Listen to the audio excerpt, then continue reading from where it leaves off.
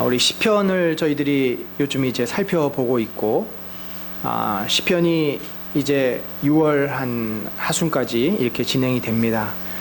이렇게 시편을 우리들이 보면서 시편 말씀을 통해서 주시는 하나님의 또 은혜가 있습니다. 시편이라는 것은 하나님 말씀이지만 한 인간들, 우리와 똑같이 이 땅에 발을 붙이고 사는 인간들이 그 마음의 어떠한 감정과 또 마음의 경험과 그 마음의 모든 것들을 아주 집약적으로 표현한 그런 말씀이기 때문에 훨씬 어느 말씀보다도 이 시편을 읽는, 묵상하는 우리 성도들에게 가깝게 다가올 수 있고 나의 고백, 나의 이야기로 느낄 수 있는 그런 굉장히 큰 장점, 유익함이 있습니다. 시편을 그래서 우리들이 잘 묵상하고 붙잡고 신앙생활하는 것은 참으로 우리의 영성을 위해서, 우리가 하나님의 은혜를 늘 삶에서 경험하고 또 누리기 위해서 참 유익한 말씀입니다. 우리가 시편을 볼 때 그런데 몇 가지 좀 이해할 것이 필요한데, 첫 번째로 우리가 시편을 보면은 항상 시편은 그 앞에 어떤 제목, 표제라 그러죠. 제목이 붙어 있습니다. 물론 제목이 없는 그런 시도 있습니다만, 아무 그 공란으로 돼 있고, 예를 들어서 뭐 1편 그러면 1편에서 바로 1절로 들어가는 게 있는가 하면 몇 편 그 뒤에 이 시가 어떤 시인지를 설명하는 그런 표제어가 붙은 시들이 있습니다. 이 표제어는 무엇입니까? 이 시를 편집한 사람들이 이 시가 어떤 시인지에 대한 설명하는 내용이죠. 예를 들어서 이 시는 다윗이 압살롬에게 도망갈 때 쫓기면서 지은 시다. 또 이 시는 솔로몬이 지은 지혜시다. 저자를 말하거나 혹은 이 곡이 어떠한 곡인지를 또 말하기도 합니다. 이 시편이라는 것은 일종의 우리가 하는 찬양의 가사 아니겠습니까? 여기다가 곡을 붙이면 노래가 됩니다. 그래서 보면은 뭐 마스길로 맞춰서 이제 이거를 표현한 시, 마스길이라는 말이 우리에겐 너무나 낯섭니다만 학자들 사이에 이것이 어떤 의미를 갖고 있는지, 예를 들면 아주 이 시는 좀 예술적으로 우아하게 표현하는 시다, 뭐 이런 의미가 들어있는 것도 있고, 때로는 그 뜻이 무엇인지를 모르는 말도 있습니다. 그 당시에 어쨌든 이 시를 가지고 합창을 하고 노래를 했을 때 이 합창대가 또 연주하는 자들이 가졌던 일종의 어떤 그 특징들을 말하기도 합니다. 뿐만 아니라 이 시를 언제 그러면 쓰느냐, 예를 들어서 시편은 150편까지 돼 있지 않습니까? 보통 그것을 5권으로 나눕니다. 그래서 이것을 시대별로 나누기도 하는데, 특별히 마지막 그 뒷부분은 주제적으로도 그렇고 시기적으로 그렇고 후대에 속하면서 하나님의 이 놀라운 일들을 찬양하는 주로 찬양시로 구성이 되어 있습니다. 따라서 이 시편 100편 이후의 많은 시들은 주로 성전을 올라갈 때, 하나님께 제사 드리러 갈 때, 예배 드리러 갈 때 불렀던 그런 시들이 많습니다. 이런 식으로 이 표제어에는 시를 어떻게 쓸 것인가, 언제 시를 쓸 것인가, 이 시가 어떤 것인가를 설명해 주는 그런 간단한 코멘트들이 붙어 있습니다. 따라서 우리가 시를 잘 이해하려면 이 표제어를 또 잘 살펴보는 것도 중요합니다. 그렇다고 한다면 오늘 우리가 읽은 이 144편은 어떤 시일까요? 이 144편 앞과 뒤는요, 온통 하나님을 찬양하는 시입니다. 그래서 오늘 우리가 읽은 이 시도 1절이 어떻게 시작됩니까? 여호와를 찬송하리로다. 찬양으로 끝나고 마지막 절이 또 찬양으로 끝납니다. 15절이 찬양으로 끝납니다. 그런 의미에서 이 시의 내용은 하나님을 찬양하는 시가 분명합니다. 그런데 그럼 무엇을 찬양하는가? 어떤 내용을 찬양하는가를 좀 자세히 살펴보면은 다른 어떤 또 찬양시와 좀 구별되는 점들이 있습니다. 왜냐하면 이 표제어에는 이 시가 다윗의 시라고 그렇게 되어 있기 때문입니다. 그러니까 다윗의 어떤 인생의 굴곡과 여러 가지 경험들을 토대로 해서 이 시를 이해할 때, 훨씬 이 시의 그 찬양의 내용이 우리들에게 더 가까이 다가올 수 있다는 것입니다.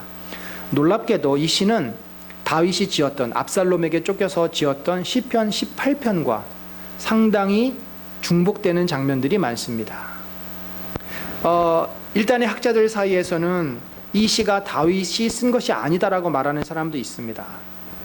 그렇지만 시편 18편을 본다면 분명 이것은 다윗의 시임을 우리는 알게 됩니다. 오늘 이 시를 통해서 다윗이 도대체 무엇을 하나님께 찬양했는가 우리가 함께 살펴보기를 원합니다.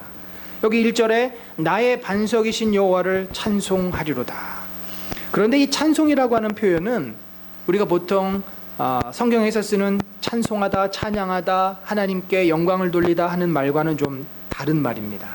이 찬송은 축복하리로다 하는 말이에요. 이 바락이라는 단어가 쓰였는데 예수님께서 산상보훈을 말씀하실 때 팔복을 말하죠.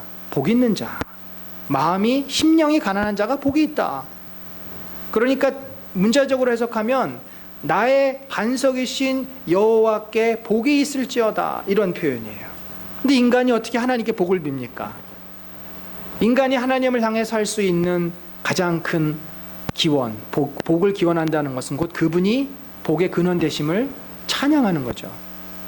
어떤 의미에서 이 시편은 복에 대해서 이야기를 합니다. 그러면서도 찬양에 대해서 얘기해요. 그래서 아마도 이 찬송하리로다 하는 이 단어가 굉장히 이 전체 시에 있어서 갖고 있는 그 어떤 의미가 크다, 저는 그렇게 생각을 합니다. 분명히 하나님을 찬송하는 거예요. 그러나 실제적인 내용은 하나님께 복이 있을지로다 라는 말입니다. 그런데 실제적으로 복을 누가 받아요? 15절로 맨 마지막 절에 가면은 이렇게 하나님을 찬양하고 하나님을 신뢰하고 하나님을 의지하는 자에게, 그 여호와의 백성에게 복이 있다라는 것입니다. 그 복 주시는 하나님을 찬양하는 시입니다. 이걸 통해서 우리가 보면 다윗의 그 수많은 인생의 굴곡들, 얼마나 다윗이 어려움도 많았고 힘든 시간도 많았습니까만 그는 그 모든 것을 하나님의 복으로 생각합니다. 내 인생 통틀어서 되돌아보면 다 이것은 하나님께서 나를 복 주신 것이다.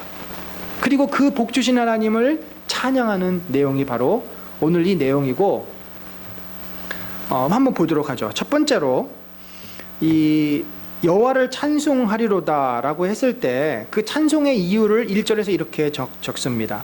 그가 내 손을 가르쳐 싸우게 하시며 손가락을 가르쳐 전쟁하게 하시는도다. 참, 이 말이 조금 우리가 이렇게 읽으면 전혀 시 같지도 않고 이게 뭘 표현하는 것인지 어색하기만 합니다. 그 시를 강의하는 분들이 그런 얘기를 하더라고요. 시는요, 이 영 우리말로 이렇게 풀어서 읽으면 그 원래 이 구약성경 히브리 시의 맛이 나지 않는다고 합니다. 이 시는 그야말로 히브리어로 읽어야 그 리듬이나 그 맛이, 그 어휘적인 맛을 살릴 수 있다. 그러니까 우리는 손가락을 가르치고 손을 가르치고, 요즘 시에서 나오기가 무슨 참여시도 아니고 좀 어색한 표현입니다만 이런 말인 거죠. 우리가 이제 이렇게 시를 시로 접근해야 되는데, 시를 느껴야 되는데 우리는 느끼지를 못하고, 느낄 수가 없어요. 번역이 돼버렸고 이게 산문처럼 풀어져 버려가지고 그냥 이거는 우리 이해를 하는 거죠. 그럼 뭐를 하나님께 찬송을 하냐면 내 손을 가르치신 하나님, 그래서 전쟁에서 이기게 하신 하나님, 손가락을 가르쳐 전쟁에서 승리하게 하신 하나님을 찬양한다, 찬송한다라는 말인데, 사실 이 가르친다는 표현보다는 훈련하다라는 의미입니다. 하나님께서는 다윗하면 여러분 뭐가 제일 먼저 떠오르십니까? 다윗에게는 이 물맷돌이라고 하는 엄청난 무기가 있었죠. 그 전에 그 EBS에서 희한하게 이 물맷돌을 가지고 관역을 맞추는 그런 스포츠가 있는 거 아십니까? 유럽에는 그런 게임이 있어요. 그래서 그걸 제가 한번 봤습니다. 가죽으로 된 것이 있는데, 뭐 스코틀랜드, 뭐 저쪽 북미 유럽 쪽에 그런 그 아일랜드 뭐 이런데 이 경기가 있더라고요. 그래서 이 적당한 돌을 가지고 이거를 돌려가지고 딱 발사를 하는데 그게 시속 100km가 넘습니다. 거기에 맞은 이게 얼마나 위력이 있는지 직접 그 알루미늄 판때기를 댔는데 그게 뚫려요. 그 정도면은 그 정도면 사람이 맞으면 속에 내장이 파열된다는 거죠. 한 10m, 15m 거리에서. 하나님께서 내 손을 가르쳐 싸우게 하시며, 다윗이 사실 처음부터 용사가 아니었습니다. 처음부터 왕이 아니었습니다. 다윗은 어떤 사람이었습니까? 자기 형들보다도 못하고 아버지의 눈에도 차지 않는 얼굴이 붉은 그냥 어린 소년이었어요. 그런데 그가 목동으로서 자기의 양떼를 지키면서 무엇을 했습니까? 물맷돌을 가지고 자기 양떼에게 접근하는 늑대와 여러 맹수들을 쫓기 위해서 그 연습을 한 거예요. 얼마나 연습했겠습니까? 여러분, 이게 쉽겠어요? 돌려가지고 맞춘다는 게? 다윗은 힘껏 던졌지만 하나님께서 바람을 가지고 골리앗의 이마에 정통으로 맞추게 하셨는지는 모르겠지만, 아마 다윗은 골리앗뿐만 아니라 그 누가 왔어도 다 맞힐 수 있는 실력이 있었을 것입니다. 그의 힘든 환경, 열악한 환경을 통해서 하나님은 그를 훈련하신 거예요. 저희 집사람하고 아내하고 아침에 무슨 얘기를 하다가 그 팔복을 유진 피터슨이 그 번역한 메시지 성경이죠. 그 중에서 심령이 가난한 자는 복이 있다, 이것을 벼랑 끝에 선자가 복이 있다라는 표현으로 썼더라고요. 벼랑 끝에. 여러분, 인생의 벼랑 끝에 서면 어떡할까요? 두 가지겠죠. 자기 인생을 놔버리든지, 소망이 없는 자는. 우리처럼 하나님을 바라보는 자는 하나님을 더 꽉 붙잡을 수밖에 없습니다. 벼랑 끝이라는 것은 그거예요. 어려운 환경이 되면 거기서 사람은 뭐가 되냐면요, 포기하든지 아니면 더 강해지든지 둘 중에 하나예요. 하나님은 다윗을 강한 용사로 키우신 것입니다. 결코 그가 이새의 그 집에서 편안하게 크지 못했습니다. 자기 형들을 위해서 몇십 킬로를 양을 몰고 갔어야 했고, 형들에게 먹을 것을 전달해 주기 위해서 그는 심부름을 하는 참으로 힘들게 어린 시절을 보냈습니다. 하나님은 그에게 목자로서 물맷돌 던지는 연습을 시키셨고, 또 왕으로 기름 부은 다음에는 어떻게 했습니까? 그가 인생의 어떤 레벨이 달라졌습니까? 아닙니다. 더 어려워졌어요. 이제는 기름 부었다는 그것 때문에 도망자의 신세가 됩니다. 사울의 살기등등한 그 칼과 창을 피해서 숲속으로, 바위로, 동굴로 얼마나 힘들었겠습니까? 10몇 년 동안을. 또 그렇게 도망자의 삶을 살다 보니까 여기저기서 소문을 듣고 고통당한 자, 억울한 자들이 몰려옵니다.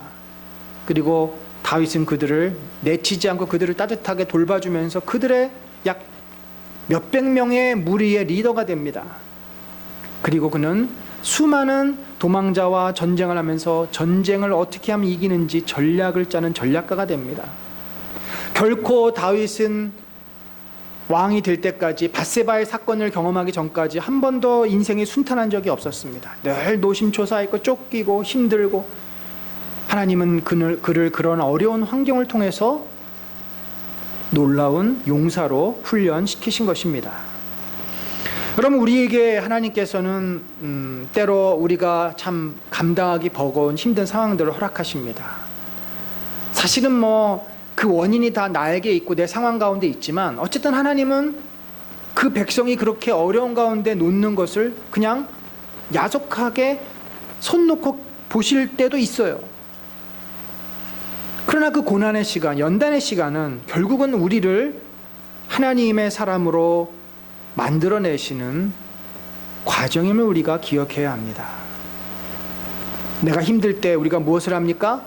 더 하나님을 기억하고 하나님을 붙잡습니다. 내가 어려울 때 정말 모든 것을 포기하고 싶지만 포기하지 않고 우린 뭐합니까? 하나님께 더 간절히 매달리고 나아갑니다. 그전에는 하나님이 잘 보이지도 않았어요. 하나님의 음성이 잘 들리지도 않았어요. 그런데 내가 고난 가운데 있고 어려움을 겪고 힘들어 보니까 하나님의 말씀이 들리고 하나님의 음성을 듣게 됩니다. 하나님을 경험하게 됩니다. 은혜가 임한 거죠. 저희 큰아이가 대학원을 가기 전에 했던 가장 큰 훈련이 제가 돌이켜보니까 뭐였냐면 공부 훈련도 아니었어요. 바로 카페에서 2년 동안 알바하면서 성실함을 훈련받았습니다. 카페에서 여러분 알바하면 뭐 하는지 아시죠? 손님을 다 응대해야 됩니다. 소위 뭐 진상 고객 그런 사람들도 다 응대해. 뭐 조금 뭐 맛이 이상하다고 다시 만들어내라고 그런 손님을 응대해야 됩니다. 또 나온 그 그릇들 다 뒷설거지 해야 돼요. 또 돈 있으면 돈 계산 다 해가지고 문 닫고 주인에게 다음날 그대로 또 넘겨줘야 돼요. 이거를 무려 2년 동안을 했습니다. 2년 동안. 다른 것 고사하고 저희 큰아이가 그런 일을 2년 동안 했다는 것 자체가 너무나도 놀라웠습니다. 그래 본 적이 없거든요. 그런데 그 2년 동안에 알바를 하고 애가 성실함, 집에 들어오면 죽을 것 같죠. 꼼짝을 안 해요. 너무 힘들어서. 근데 그 2년을 견디고 나니까 하나님께서는 얘에게 그걸 할 수 있는 자리로 보내시더라고요. 어제는 요즘 이제 그 학부생들 시험 기간이어서 시험 감독 들어가고 채점하고 자기 또 6월 25일 날 포스터 그 제주도에 발표하는 거 있어 실험 마무리하고 완전히 녹초가 돼서 오면서 투덜거리더라고요. 왜 그러냐 그랬더니 조교 한 명이 두 교수를 서포트를 하는데 얘 메인 교수가 아닌 세컨 교수가 부르더니 채점을 자기한테 맡기더라는 거예요. 원래는 그 교수 밑에 채점하는 조교가 있는데 그걸 왜 걔한테 안 시키고 자기한테 시키는지 모르겠다. 그래서 너 받아왔냐? 어떻게 하냐? 교수가 시키는데 투덜거리면서 또 받아와서 또 한다는 거죠. 저는 분명히 하나님께서 그 아이를 훈련시키고 있다고 저는 믿습니다. 여러분, 우리는 하나님을 찬양해야 될 이유가 너무나 많습니다. 사실 따지고 보면은 너무 많아요. 너무 많아요. 다윗이 뭐라 그럽니까? 2절에서는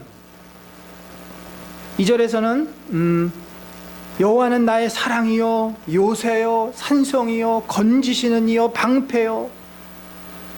그 매 순간순간이 다윗은 다 사건이었고 다 그 위기에서의 어떤 탈출이었고 고통에서의 벗어남이었습니다.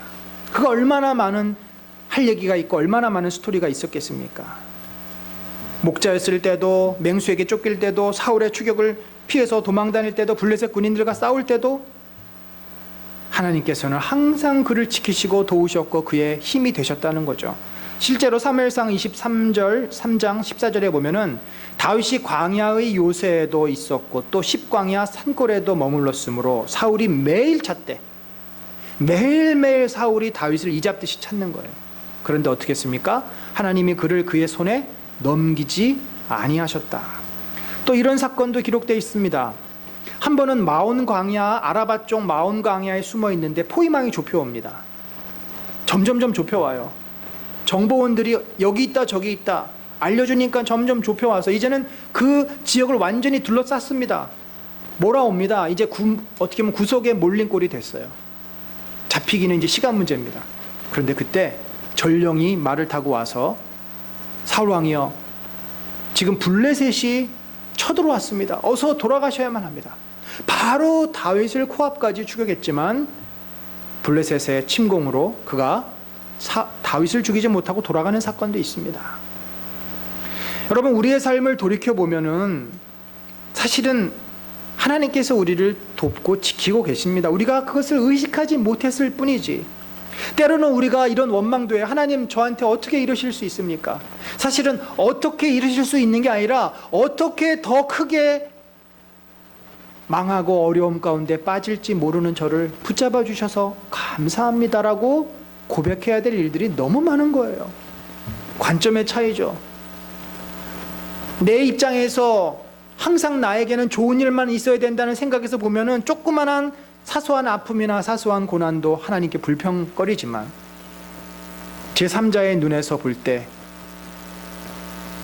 저 정도라니 참으로 너무 다행이야. 하나님께서 지켜주셨나 봐. 하나님께서 붙잡아 주시지 않았으면 어떻게 할 뻔봤어 라고 할 만한 일들이 우리 인생에 얼마나 많았냐는 거죠. 다윗은 자신의 지금 이 자리, 왕의 자리에 오르기까지 자기를 왕으로 세우신 분이 바로 하나님이심을 고백합니다. 그가 내 백성을 내게 복종하게 하셨다. 다윗이 왕이 된 과정을 보면요, 다윗은 처음에 도망자였어요. 왕이 될 수 없었어요. 누가 봐도 다윗이 기름 부음 받았지만 사울의 그 세력 앞에 아무런 힘을 가질 수가 없었습니다. 그렇지만 그가 오랫동안 도망자의 신세로 억울하게 고통당하고 있을 때 사울은 어떻게 됐습니까? 점점 그 힘이 약해집니다. 무모해지고 정신적으로 리더십을 상실해 갑니다. 그리고 결국은 그 가문이 기울어져서 반대로 다윗에겐 사람들이 붙습니다. 도망자지만 사람들이 붙어요. 그것은 바로 하나님이 그와 함께 하심을 사람들이 알았기 때문이죠. 결국 사울의 가문은 기울어지고 사울의 충신이었던 아브넬 장군과 그 부하들 역시 다윗에게 투항해 옵니다. 그리고 모든 이스라엘의 12지파, 다윗이 돌아다니면서 사람을 규합한 게 아닙니다. 다윗이 권력을 쟁취한 게 아닙니다. 사람들이 다윗에게 옵니다. 하나님께서 그들을 보내셨습니다. 왜요? 하나님이 다윗과 함께 하셨기 때문에. 결국 그는 모든 나라를 정복하고 다스린 것도 다 하나님의 은혜임을 고백합니다. 너희 하나님 여호와께서 너희와 함께 계시지 아니하시느냐? 사면으로 너희에게 평안함을 주지 아니하셨느냐? 이 땅 주민을 내 손에 넘기사 이 땅으로 여호와와 그의 백성 앞에 복종하게 하셨다. 누가 하셨다는 것입니까? 이 역대기를 보면은 다윗은 철저하게 자기가 이렇게 왕이 된 거, 자기가 이렇게 많은 은금을 갖게 된 거 다 하나님이 우리에게 주신 거다. 하나님이 주신 걸 내가 하나님께 돌려드릴 뿐이다. 그가 성전을 지을 준비를 하면서 그런 고백을 합니다. 다윗은 참으로 진실한 사람입니다. 정직한 사람입니다. 이런 것을 우리가 진실하고 정직하다고 얘기하는 거예요. 내가 좀 왕이 됐고 많은 걸 가졌다고 내 존재 자체를 착각해버리는 그런 인생이 아니었습니다. 그래서 다윗은 그 다음에 뭐라고 표현을 합니까? 참 다윗의 이 마음을, 그러니까 우리가 여기서 시에서 다윗의 마음을 이해할 필요가 있어요. 다윗은 참 겸손한 거죠. 그런데 그 겸손함은 진실한 거예요. 정말 자기의 인생이 아무것도 아니었다라는 겁니다. 그래서 시편 8편에도 나오지만 여호와여 사람이 무엇이기에 주께서 그를 알아주시며 인생이 무엇이기에 그를 생각하시나이까. 사람은 헛것 같고 헤벨이라고 되어 있죠. 우리 그 전에 이 목사님이 헤벨에 대해서 자세히 설명을 해주셨습니다만 헛된 것, 그냥 바람처럼 지나가는 거예요. 그의 날은 지나가는 그림자 같다. 아무리 자기가 왕으로서 권력을 가지고 많은 은금을 가지고 정말 모든 나라를 다스리지만 하나님 앞에서 이것은 아무것도 아니라는 거예요. 다윗은 자기의 연약함을 알고 자기의 죄를 알고 자기의 악을 알고 자기가 누구인지를 정확하게 아는 것입니다. 따라서 그는 철저한 인간이기에 많은 것을 가졌고 많은 것을 얻었고 사람들이 천천히요 만만이라고 해도 결코 교만하거나 하나님을 외면하거나 하나님으로부터 멀리 떠나지 않습니다. 언제라도 어느 순간이라도 늘 뭐를 해요? 하나님께 자기의 문제를 가지고 가서 하나님께 도움을 구합니다. 여기 5절부터 이제 6절, 7절을 보면은 이게 좀 갑자기 시의 내용이 마치 무협지나 판타 소설이나 이런 어떤 장면이 나옵니다. 여호와여 주의 하늘을 들이우고, 하늘에서 이제 숨어 계신 하나님이잖아요. 우리가 하나님이 하늘에 어디 계신지 모르잖아요. 하늘에서 나타나신다는 거죠. 하나님이 쫙 이제 등장하시는, 구름을 타고 강림하시며 저 하늘 속에서 강한 번개와 천둥 속에서 마치 지금 시내산에서 임재하시는 하나님을 상상하는 거죠. 연기를 내게 하소서. 두렵고 무서운 심판의 하나님의 임재를 다윗이 상상하며 시적으로 표현을 합니다. 번개를 번쩍이사 원수들을 흩으시며 주의 화살을 쏘아 그들을 무찌르소서. 전쟁에서 화살은 당시에 강력한 무기였습니다. 왜냐하면 멀리 있는 적을 향해서 치명타를 가할 수 있기 때문입니다. 그것이 심장이나 급소에 맞아서 죽기도 했지만 설사 죽지 않더라도 이 화살이 꽂히면 출혈이 일어나고, 출혈은 곧 그 전력의 상실과 또 죽음을 상징하기 때문에 화살을 쏜다는 것은 굉장한 강력한 무기입니다. 그런데 바로 이 번쩍이는 번개가 화살처럼 그 원수들에게 꽂아지는 것을 지금 상상하는 거죠.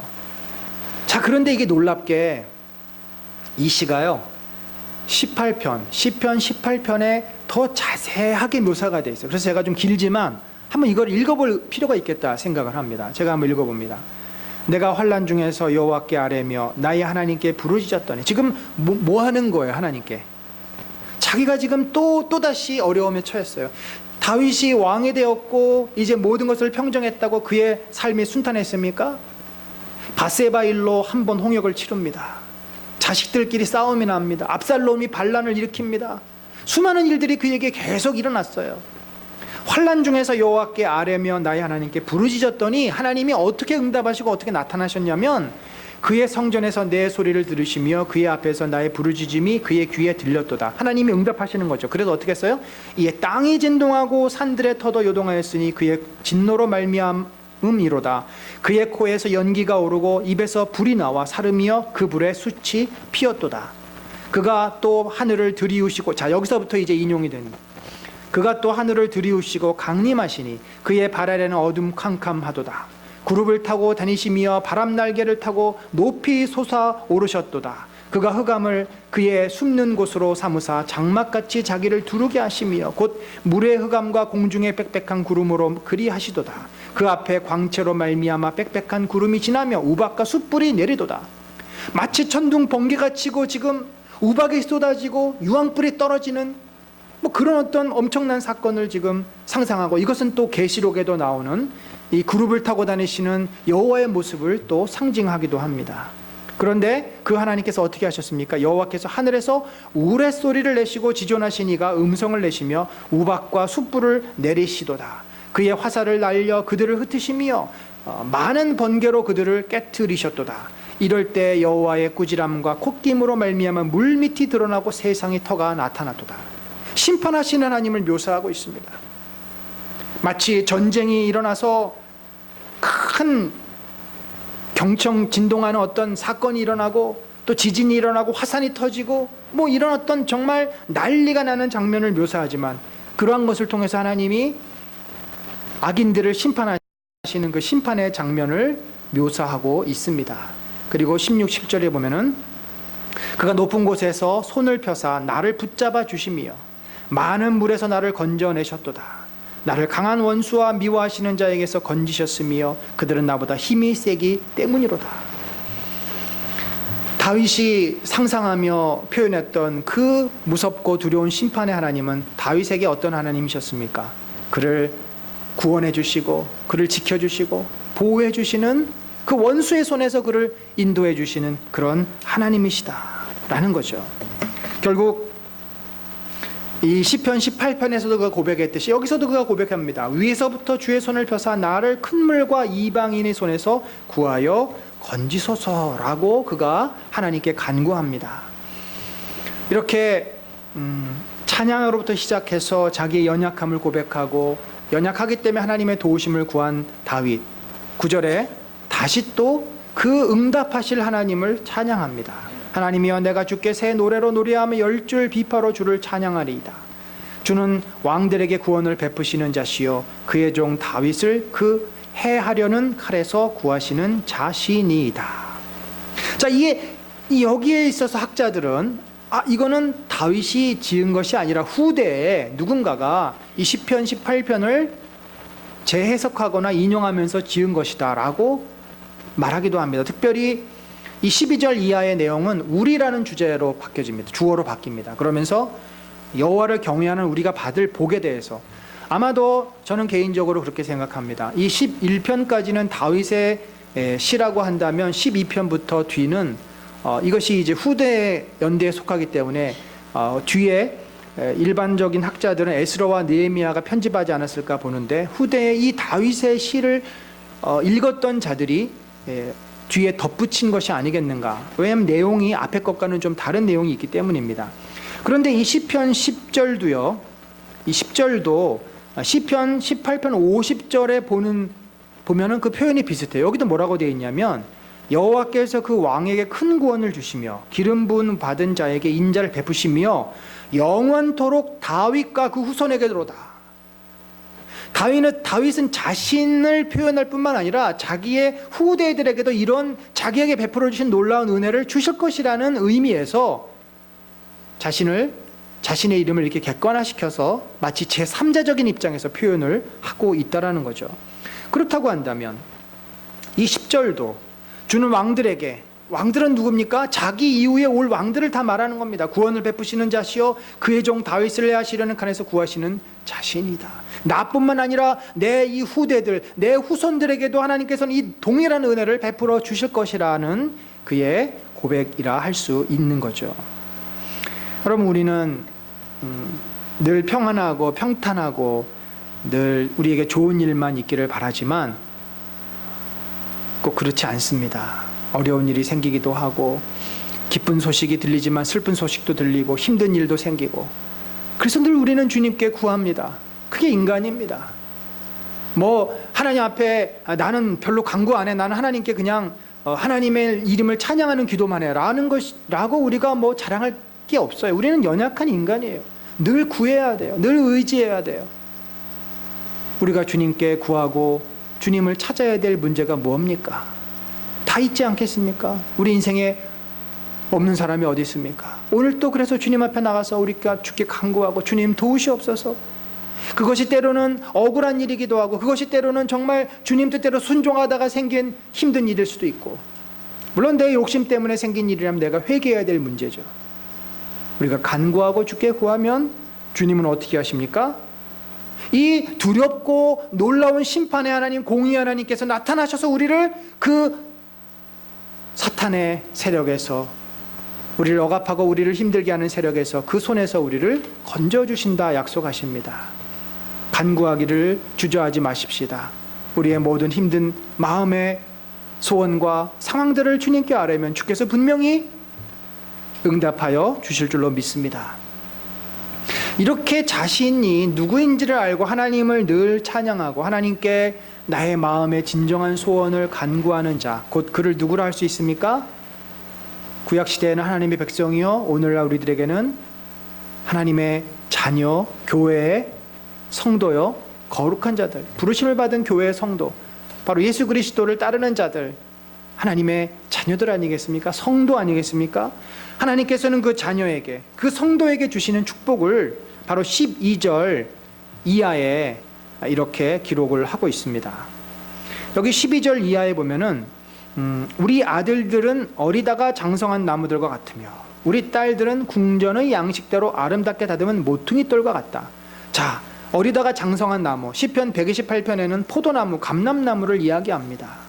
이스라엘 백성에게 나무는 광야지대에서 나무는 생명수와 같은 겁니다. 나무가 그들에게 그늘을 제공하고 열매를 제공하고 먹을 것을 주고 목재를 주고, 정말 나무가 없다면 광야에 사는 그들이 생존할 수가 없었을 것입니다. 아무것도 없는 불모지에도 시띠나무는 자랍니다. 그 시띠나무 때문에 그래도 그늘을 찾을 수 있고 거기에서 뭔가를 얻을 수 있고, 그 시띠나무로 또 여호와의 법궤와 또 장막이 세워진 거 아닙니까? 딸들은 궁전의 양식대로 아름답게 다듬은 모퉁이돌 같다. 모퉁이돌은 건물을 지탱해주고 건물의 중심을 잡아주는 돌이에요. 그러니까 요즘으로 말하면 요즘 말로 인싸라는 거죠. 인싸. 가장 중요한 인물이 된다. 여호와를 경외하는 자, 하나님을 참으로 찬양하고 하나님께 감사를 할 줄 알고 겸손한 자는 그 자녀들에게도 이런 놀라운 은혜를 주심을 약속하고 있습니다. 이것이 단순히 바람이겠습니까? 하나님의 백성이 이 땅에 생존하고 하나님의 은혜 가운데 살았던 그 세월이 수천 년입니다. 그 수천 년 동안에 신앙의 사람들이 경험한 것을 여기에 고백한 겁니다. 그 시대, 과거 고대 시대에도 있었지만 오늘날 우리들도 마찬가지입니다. 여호와를 경외하고 겸손히 주를 찾는 그 자들의 자녀들이 이런 축복을 누릴 줄로 믿습니다. 또한 그 곡간에는 백곡이 가득하며 수많은 곡식이 가득하다는 겁니다. 밀도 있고 보리도 있고 귀리도 있고 다 있다라는 거죠. 또 양들은 들에서 천천과 만만으로 번성하며, 양들은 들의 수를 셀 수 없을 만큼 많이 있다라는 말입니다. 그리고 우리의 숫소는 무겁게 실었으며, 그 짐을 옮기기 위해서 무겁게 이 짐을 짊어지고 간다라는 표현입니다. 너무나 모든 것이 풍요롭고 풍성함을 말하고 있습니다. 그러니까 여호와를 진심으로 경외하고 하나님께 찬양과 경배를 드리는 그 백성을 하나님께서는 이렇게 축복하신다는 말씀이고, 마지막 절에 14절 마지막 부분에 이렇게 되어 있습니다. 우리를 침노하는 일이나 우리가 나아가 막는 일이 없으며 우리 거리에는 슬피 부르짖음이 없다. 이 침노한다는 말은 이 벽돌이 부서진다는 말입니다. 그러니까 전쟁이 일어나면 성벽이 공격을 당해서 부서지고 깨지고 무너지게 됩니다. 전쟁이 일어나서 우리가 전쟁을 하기 위해 나아가고 그것 때문에 죽어서 사람들이 길거리에서 울고 그런 일이 없다라는 거죠. 여러분, 우리가 이 어려움을 당치 않는 것, 전쟁의 고통, 무슨 사고의 위험, 이런 거를 겪지 않는 것이 얼마나 감사한 일입니까? 지나가는 행인도 차에 치여서 죽을 수도 있고, 정말 수많은 사건, 사고들이 불이 날 수도 있는 거고, 여러 가지 일들이 일어나지 않습니까? 그 인간의 불가항력적인 어떤 위기와 고난에서 하나님께서 또한 그들을 지키시고 보호하시겠다라고 하는 약속입니다. 이제 15절에서 12절 이하를 지은 이 시인은 이렇게 고백을 합니다. 이러한 백성은 복이 있나니 여호와를 자기 하나님으로 삼는 백성은 복이 있도다. 다윗의 예를 봐도 그렇고 우리의 믿음의 조상들의 예를 봐도 그렇고, 이렇게 여호와를 진심으로 경외하고 진심으로 찾는 자가 복이 있다. 다윗이 1절에서 하나님을 찬송하리로다. 하나님에게 복이 있을지어다. 그 복의 근원이신 하나님이기 때문에 하나님을 진심으로 경외하고 하나님을 찬양하고 하나님 앞에 겸손하게 꿇어 엎드려 하나님의 은혜를 구하는 자에게는 하나님께서 복을 내리신다라는 것이 이들의 찬양의 이유인 것입니다. 사랑하는 성도 여러분, 어떤 성도가 복된 성도입니까? 진심으로 하나님께 예배하며 하나님께 감사하는 성도. 찬양은요, 인간이 하나님께 할 수 있는 모든 표현이 다 들어 있습니다. 우리의 예배, 우리의 감사, 또 하나님께 우리의 마음을 아뢰는 것, 그 모든 것이 다 찬양입니다. 인간으로서 겸손히 주님 앞에 나와 하나님을 높이는 것, 이 모든 것이 다 찬양입니다. 하나님을 진심으로 감사하고 찬양하는 성도, 하나님께 은혜를 구하는 성도, 또 하나님의 그 은혜의 자리에 나가는 성도, 그 하나님의 축복을 기다리는 성도에게 하나님께서는 분명 다윗에게 허락하셨던, 또 우리 믿음의 조상들에게 허락하셨던 이런 놀라운 은혜들을, 그런 복들을 허락하여 주실 줄로 믿습니다. 우리가 마음으로 하나님을 느끼고 이 시인의 마음, 또 다윗의 마음을 느낄 때 우리의 마음이 때로는 힘들고 무겁고 외롭고 참 복잡하고 어렵지만, 이 다윗의 마음, 이 하나님을 향한 간절한 마음, 하나님을 향한 정말 감사의 마음, 하나님을 향한 이 애절한 마음을 우리가 품을 때 오늘날 어떤 문제 앞에서도 우리는 두려워하지 않을 줄로 믿습니다.